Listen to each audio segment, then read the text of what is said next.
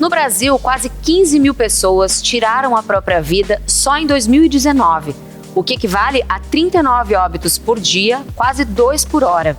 A Organização Mundial da Saúde aponta que 9 em cada 10 dessas mortes podem ser evitadas com atenção adequada.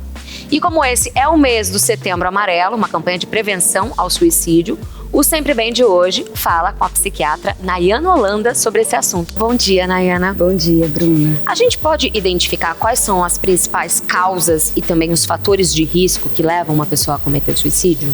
Sim, causas, na verdade, ele é um fator, a gente chama de um problema de saúde pública multifatorial. Então, a gente tem realmente elementos genéticos, biológicos, sociais, familiares que estão envolvidos. E como fatores de risco, a gente tem como os dois principais ser uma tentativa de suicídio prévia e também ser portador de uma doença mental. Segundo a OMS, o suicídio é a segunda principal causa de morte entre jovens com idade entre 15 e 29 anos. Por que isso acontece? A gente tem tanto características como impulsividade, então aquela população que está saindo da adolescência, entrando na vida adulto jovem, então é mais impulsivo, tem mais exposição também a substâncias, então o uso de substâncias como álcool e outras drogas, ele pode aumentar o risco também. A geração Z, que é jovem agora, a gente fala que é uma que já nasceu na era digital.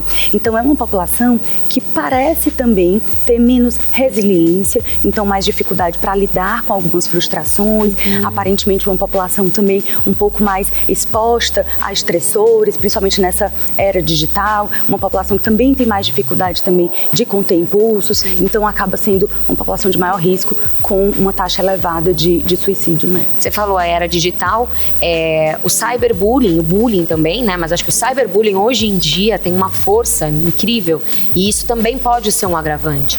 Sim, inclusive a OMS ela até coloca como uma das principais medidas para evitar o suicídio, inclusive nessa população jovem, inclusive as medidas anti-bullying. Então a gente precisa mesmo intervir nisso. Agora falando em geral aí, independente do grupo, existem sinais que as pessoas que vão cometer suicídio apresentam que a gente consegue identificar e de repente reverter essa situação?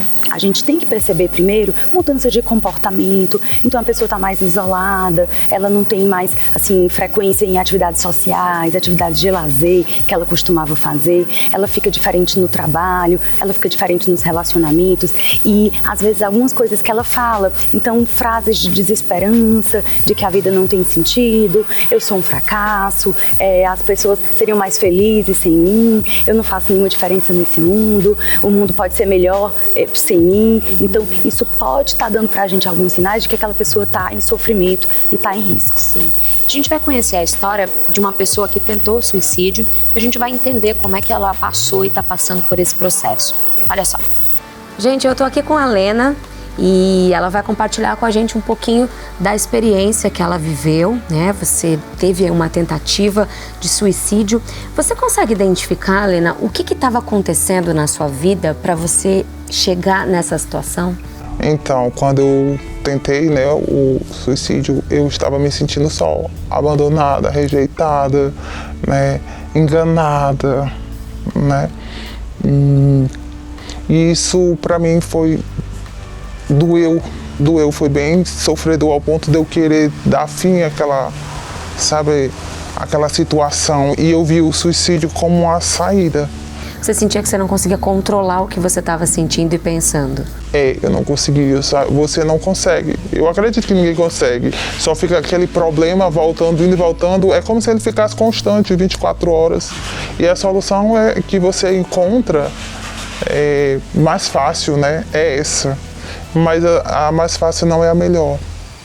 Nem sempre o melhor é buscar ajuda mesmo. Procurar alguém para conversar. Não todas as pessoas mesmo que estejam à altura. Porque é perca de tempo ficar conversando com pessoas que não podem ajudar. Não entendem em profundidade o problema. Como é que foi essa virada? O que você começou a fazer depois disso? Eu passei a voltar mais para mim. Antes você estava muito voltada para o outro. Eu estava muito voltada para o outro. Agora eu estou mais voltada para mim. Hoje eu cuido mais de mim, né? Porque quando a gente está voltada para o outro, a gente cuida menos de nós, cuida mais do outro. E eu aprendi muito, porque também a mesma coisa eu repetia, né? De confiar em amigos, amizades, né? E foi isso que eu identifiquei, né? Que eu tinha um problema, né? Que eu confiava muito no outro e eu tinha que aprender a voltar a confiar em mim. E se você pudesse dar um recado agora para as pessoas que estão assistindo a gente em relação a esse assunto, talvez para familiares que tenham passado por situações ou por pessoas que passaram por situações assim, que conselho que você daria? Primeiramente, eu diria que essas pessoas, né, passassem a buscar mesmo ajudas com profissionais, né? Busquei terapia, busquei ajuda também no espiritual, passei também a buscar o meu profissional, olhar para mim, cuidar de mim, olhar para os meus filhos, e aí tudo vai fluindo. E como que você se vê hoje, Lena? Feliz, muito feliz. A gente tem agora algumas dúvidas de uns telespectadores em relação a esse assunto. Vamos ver aí a primeira pergunta. O que não pode se dizer para uma pessoa que está em depressão? Não deve ter julgamento. Então você não deve julgar no sentido de isso é falta de Deus, isso é falta de força de vontade, isso é uma fraqueza sua, com força de vontade, queira melhorar, que você melhora. É um draminha que você está fazendo. Isso, é frescura, né? É bobagem. E até, às vezes, se comparando. Eu já passei por coisa pior do que essa e tô aqui muito bem, você devia ser forte assim também. Então, essas comparações, esses julgamentos são muito inadequados. Sim, a gente nunca sabe o que está dentro do outro, né? É impossível julgar mesmo, não devemos julgar. Vamos para a próxima? Vamos sim. Pode obrigar uma pessoa a fazer o tratamento? Não exatamente. A gente não obriga a pessoa a fazer nenhum tratamento em saúde, né? Assim, as pessoas são respeitadas muito em sua autonomia. Mas quando a gente fala em risco à própria vida, em que a pessoa está colocando, né, a própria vida em risco, existe sim uma condição em que responsáveis por aquele paciente podem até autorizar uma internação. Uma internação involuntária, né? Então, a pessoa não está ali interessada naquela internação, mas a família, com a intenção de cuidar dela, a partir de uma avaliação médica, pode, por exemplo, internar. Infelizmente, ainda é um tabu a pessoa ir ao psicólogo ou ir a um psiquiatra hoje em dia, né?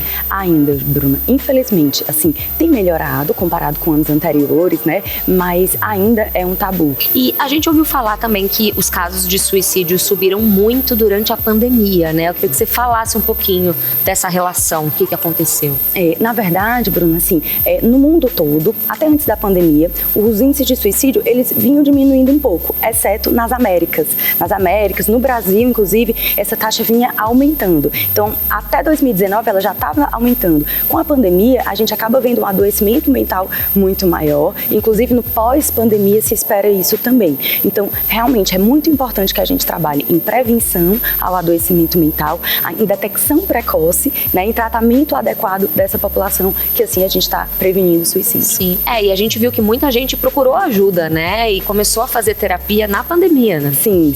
Realmente, nesse ponto, ela foi um catalisador mesmo de procurar ajuda. As pessoas flexibilizaram um pouco mais esse estigma. Talvez a pandemia, se é que a gente pode falar de algo positivo, né? É que talvez esse olhar para a saúde mental se tornou um pouco mais cuidadoso e menos pesado em julgamento, embora ainda precise melhorar. Sim. A gente vai ver agora, Nayana, um quadro que vai falar 5 mentiras sobre o suicídio. Eu quero que você fale um pouquinho sobre elas. Quem quer se matar mesmo não fica falando, só vai lá e faz. Quando uma pessoa está falando sobre suicídio, quando ela está falando o que pensa, inclusive, isso pode ser um grande pedido de ajuda. Isso não é algo que a gente deva negligenciar. Quem pensa em se matar está sempre triste e não faz piadas. Tem esse estigma, né, também. Muitas vezes a pessoa que está em intenso sofrimento, ela não aparenta necessariamente uma tristeza, ou ela não vai brincar, enfim. Essas pessoas, na verdade, podem experimentar essa ambivalência e ter horas que brincam, que sorriem, e outra hora ela está sozinha e isolada, em sofrimento. A tentativa de suicídio é um drama para chamar atenção. É isso que você acabou de falar, né? É o oposto. Exatamente. Uma coisa importante pra gente ter esse cuidado, né? Quem fala em suicídio e quem tenta, na verdade, tá meio que pedindo ajuda de alguma forma. Sim. Suicídio é coisa de gente fraca ou que não tem Deus. Um outro julgamento que a gente comentou, né? Nenhum julgamento aqui é bem-vindo. Isso é totalmente desvinculado da sua fé, da sua religião. Às vezes pessoas com muita fé em Deus, elas podem também adoecer, passar por sofrimento e pensar em suicídio. Então é importante que a gente não tenha esse tipo de julgamento com essas pessoas. Falar sobre suicídio pode induzir a morte. A gente deve sim falar. Primeiro, porque a gente precisa saber do risco dessa pessoa. E muitas vezes essa pessoa já queria falar antes. E ela, muitas vezes pelos estigmas, pelos tabus, ela não falava, ela não conseguia, né? Ela se sentia travada, ela não sentia abertura. Quando a gente dá essa abertura, em geral, a pessoa se sente muito bem, à vontade e até aliviada para falar sobre o assunto. E agora eu vou continuar falando sobre esse assunto com a Elaine de Tome, que é vice-presidente do Instituto Revoar. Vem cá. Oi, Elaine, bom dia. Bom dia. Elaine, qual que é o tipo de serviço, de apoio que o Instituto Revoar presta? O Instituto Revoar, ele nasceu de apoio às pessoas enlutadas, né? Dando esse apoio, esse suporte às pessoas que eram da Rede Memorial Fortaleza, os clientes, né? Mas a gente abrangeu, né, para a sociedade em geral. Hoje, nós temos um grupo de apoio emocional que atende todos os meses acompanhando pessoas que perderam seus entes queridos. Isso acontece de forma online e depois um suporte pelo WhatsApp.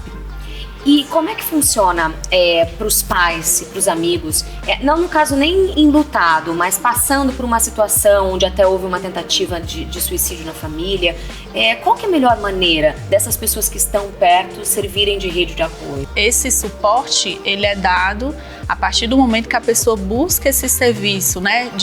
Porque muitas vezes aquela pessoa que está cuidando de quem está passando por um momento difícil, ela também pode adoecer. Ela precisa ser cuidada também. Ela precisa ser cuidada, né? Então a gente oferece esse suporte para que a pessoa possa ser acompanhada por terapeutas. Eu queria falar de um serviço muito importante que existe hoje, né, já há muito tempo, que é o CVV. O CVV, ele funciona 24 horas, o número é 188 e ele está ali, treinou pessoas para que possam atender quem está precisando conversar. E a gente também, do Instituto Revoar, criou um 0800 e é de apoio às pessoas que estão passando pelo luto, essa perda significativa. Uma coisa que a gente sempre fala para as pessoas: busca ajuda, não deixa o problema piorar. Assim como a gente tem alguns problemas de saúde, quanto mais a gente demora para buscar o médico, pior eles podem ficar. Os problemas emocionais também são assim.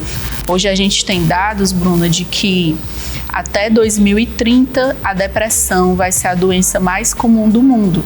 Então, se nós já sabemos disso, estamos aí nessa década, né, 2022, que nós estamos agora, a gente precisa prevenir. Sim.